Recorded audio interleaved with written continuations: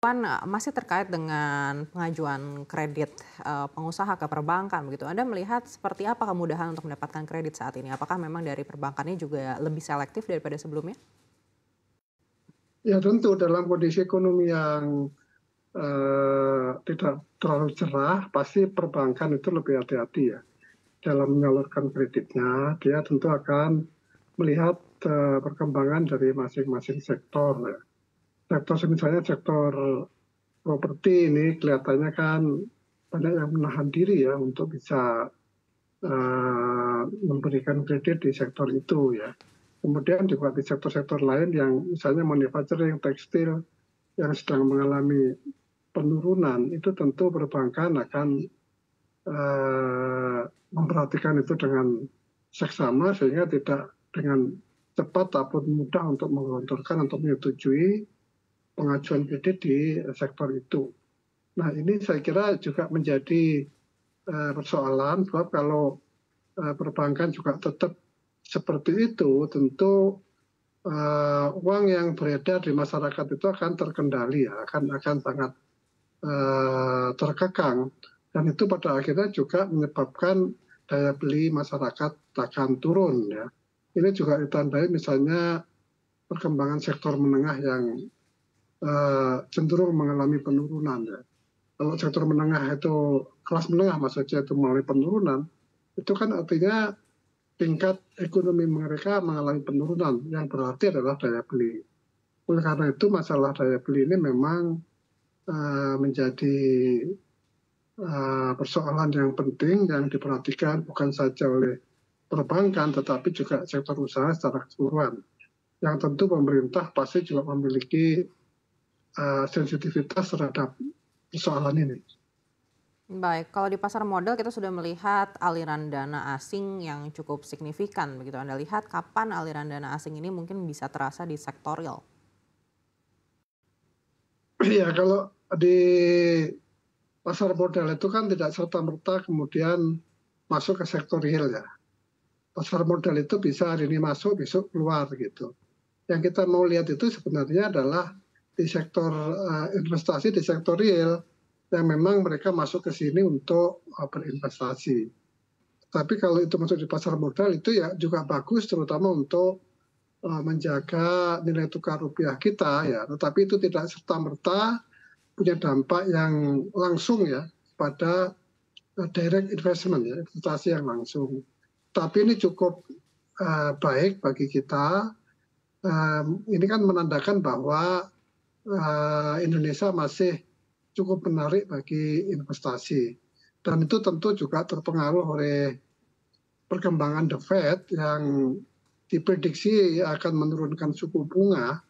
Ini berarti uang yang tadinya ada di Indonesia itu tidak kembali ke Amerika, tetapi bisa stay di sini. Ini yang saya kira hal yang cukup positif juga bagi perkembangan ekonomi kita.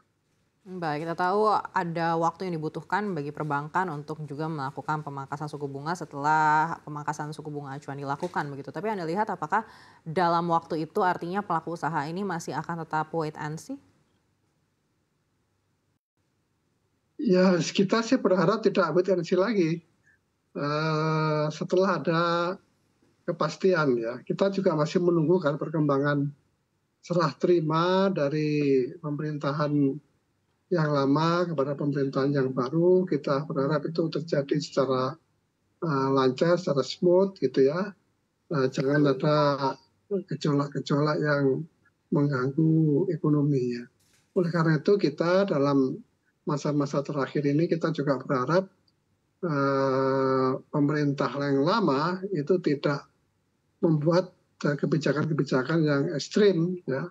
Sebaiknya kita kendalikan dulu, lebih baik itu diserahkan saja kepada pemerintahan yang baru nanti. Nah pemerintahan yang baru juga kita berharap jangan pula membuat kejutan-kejutan yang ekstrim pula yang menyebabkan kita tidak siap dengan perubahan-perubahan yang mendadak dan drastis. Seyogyanya itu dilakukan secara kontinu, secara smooth ya, bertahap, sehingga kemudian proses untuk penyesuaian itu bisa dilakukan oleh pelaku usaha dengan baik begitu. Baik, Pak Iwan melihat kondisi dunia usaha saat ini, kebijakan fiskal apa dari pemerintah yang baru nanti yang mungkin paling dinantikan oleh pelaku usaha? Ya kebijakan fiskal itu jangan menambah beban kepada pelaku usaha ya. Kemarin PPN naik, kemudian ada pajak cukai lagi sekarang ya. Pada cukai nanti makanan yang mengandung gula atau lemak tertentu, garam itu akan dikenakan cukai, kemudian rokok juga dikenakan cukai. Itu kan sebenarnya bentuk dari kebijakan fiskal dalam pengertian menarik dana dari masyarakat.